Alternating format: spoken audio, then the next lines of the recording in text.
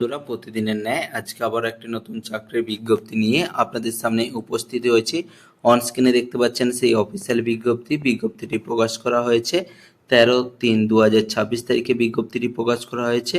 প্রথমেই বলে দিই, এখানে পশ্চিমবঙ্গের সমস্ত জেলা থেকে মেল ফিমেল উভয় প্রার্থীরা কিন্তু এখানে আবেদন করতে পারছেন। এখানে কিন্তু মোট 6টি পদে আপনাদের নিয়োগ করা হবে। এর জন্য কিন্তু অনেকগুলি শূন্য পদ রয়েছে। এখানে আপনাদের যেসব পদে নিয়োগ করা হবে সেসব পদগুলো কিন্তু বিস্তারিত আলোচনা করব এই ভিডিওর মাধ্যমে। এর সাথে বলে দিই, এখানে আপনাদের এডুকেশন কোয়ালিফিকেশান, কতগুলি শূন্য পদ রয়েছে, আপনাদের স্যালারি কি দেওয়া হবে, এখানে বয়সসীমা কি রয়েছে, আপনারা কিভাবে আবেদন করবেন, সিলেকশন প্রসেস, সমস্ত কিছু আলোচনা করব এই ভিডিওর মাধ্যমে।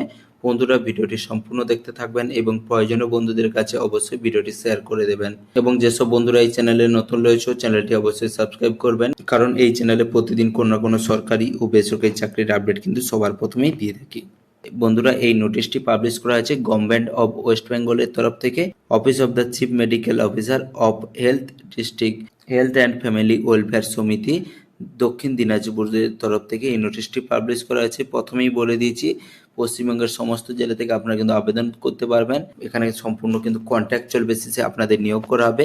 এখানে কিন্তু আপনাদের সম্পূর্ণ অনলাইনে আবেদন করতে হবে। অনলাইনে আবেদন করার জন্য অফিসিয়াল ওয়েবসাইটে গিয়ে আপনারা আবেদন করবেন। অফিসিয়াল ওয়েবসাইট কি রয়েছে, www.wbhealth.gov.in। এই ওয়েবসাইটে গিয়ে আপনার সরাসরি আবেদন করতে পারবেন। আবেদনের লাস্ট ডেট কি রয়েছে, 6/4/2026 তারিখে। এখানে কিন্তু আপনারা অনলাইনে আবেদনটি কমপ্লিট করে ফেলবেন।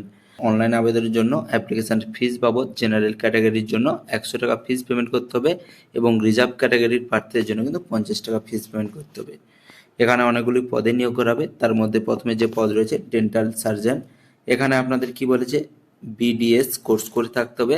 এর সাথে আপনাদের কি বলেছে, ওয়েস্ট বেঙ্গল ডেন্টাল কাউন্সিলিংয়ে রেজিস্ট্রেশন থাকতে হবে। এর সাথে আপনাদের 2 বছরের কাজের এক্সপিরিয়েন্স থাকলে এখানে কিন্তু আপনারা অ্যাপ্লাই করতে পারছেন।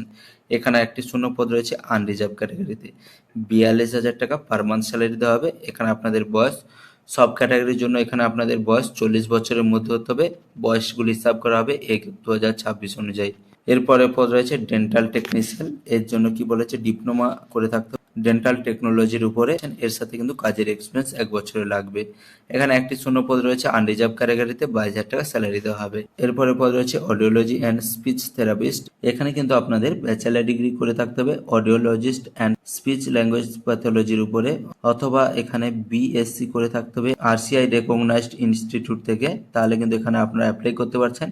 এখানে একটি শূন্য পদ রয়েছে আনরিজার্ভ ক্যাটাগরিতে, 25,000 টাকা কিন্তু এখানে স্যালারি দেওয়া হবে। এরপরে পদ হচ্ছে ল্যাবরেটরি টেকনিশিয়ান, এখানে কিন্তু আপনাদের উচ্চ মাধ্যমিক পাস করে থাকলে আপনারা অ্যাপ্লাই করতে পারছেন। ফিজিক্স, কেমিস্ট্রি, বায়োলজি থাকতে হবে অবশ্যই আপনাদের উচ্চ মাধ্যমিকে। এর সাথে আপনাদের কি রয়েছে, diploma in medical laboratory technology করে থাকতে হবে। এর সাথে আপনাদের কম্পিউটার জানতে হবে, তাহলে কিন্তু এখানে আপনারা অ্যাপ্লাই করতে পারছেন। এখানে একটি শূন্য পদ রয়েছে, 22,000 টাকা কিন্তু স্যালারি দেওয়া হবে। এই শূন্য পদে কিন্তু ইডব্লিউএস ক্যাটাগরিতে রিজার্ভ রয়েছে। এরপরে পদ রয়েছে ক্লিনিক্যাল ফিজিওলজিস্ট, এখানে আপনাদের যেসব ডিগ্রি লাগবে, এখানে কিন্তু আপনাদের রেকগনাইজড ইনস্টিটিউট থেকে ক্লিনিক্যাল ফিজিওলজি করে থাকতে হবে, তাহলে কিন্তু এখানে আপনারা অ্যাপ্লাই করতে পারছেন। এখানে 3টি শূন্য পদ রয়েছে, আনরিজার্ভ ক্যাটাগরিতে একটি, এসসির জন্য একটি এবং ইডব্লিউএস এর জন্য একটি। এখানে 30,000 টাকা পার মান্থ স্যালারি দেওয়া হবে।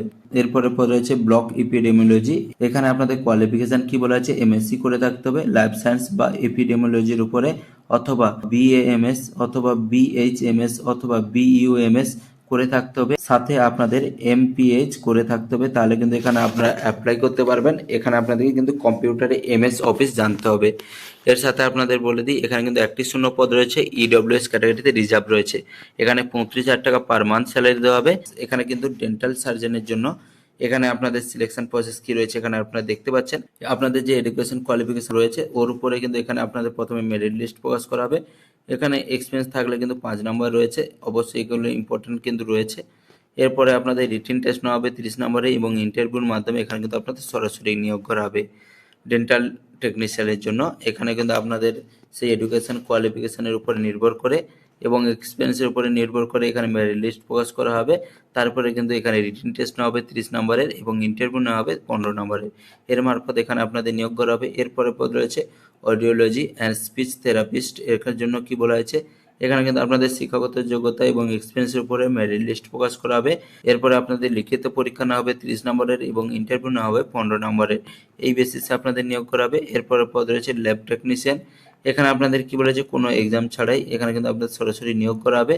আপনাদের যে শিক্ষাগত যোগ্যতা রয়েছে ওর উপরে মেরিট লিস্ট প্রকাশ করা হবে। তারপরে এখানে কি বলা আছে, এখানে এক্সপিরিয়েন্সের উপরে কিন্তু 10 নম্বর রয়েছে ক্লিনিক্যাল ফিজিওলজিস্ট। এরপরের জন্য কি বলেছে, এখানে কিন্তু আপনাদের এক্সপিরিয়েন্স এবং এডুকেশন কোয়ালিফিকেশনের উপরে মেরিট লিস্ট প্রকাশ করা হবে এবং সরাসরি ইন্টারভিউর মাধ্যমে এখানে কিন্তু আপনাদের নিয়োগ করা হবে। এরপরে পদ রয়েছে ব্লক এপিডেমিওলজিস্ট। এর জন্য কি বলা আছে, এখানে আপনাদের এডুকেশন কোয়ালিফিকেশন এবং এক্সপিরিয়েন্সের উপরে মেরিট লিস্ট প্রকাশ করা হবে। তারপরে আপনাদের কম্পিউটার টেস্ট নেওয়া হবে। লাস্ট এখানে আপনাদের কিন্তু ইন্টারভিউর মাধ্যমে এখানে আপনাদের সরাসরি নিয়োগ করা হবে। এখানে অ্যাপ্লাই করার সময় অবশ্যই এখানে কি বলা হয়েছে, এখানে জেপিজি ফরম্যাটে এখানে কিন্তু আপনাদের সিগনেচারটি আপলোড করতে হবে। রিসেন্ট সিগনেচারটি এখানে অবশ্যই কিন্তু 20 থেকে 30 কেবির মধ্যে হতে হবে। আবেদন করার আগে অবশ্যই অফিসিয়াল নোটিশটি ডাউনলোড করে নেবেন। অফিসিয়াল নোটিশটি ডাউনলোড করে আপনারা কিন্তু এই ইম্পর্টেন্ট কিছু পয়েন্টগুলি অবশ্যই কিন্তু পড়ে তারপরে অ্যাপ্লাই করবেন, যারা অ্যাপ্লাই করতে ইচ্ছুক এইসব পদের জন্য। এছাড়া বলে দিই, এই অফিসিয়াল নোটিশ ডাউনলোড করার জন্য আপনারা কিন্তু ভিডিও ডেসক্রিপশন বক্সে লিঙ্ক পেয়ে যাবেন।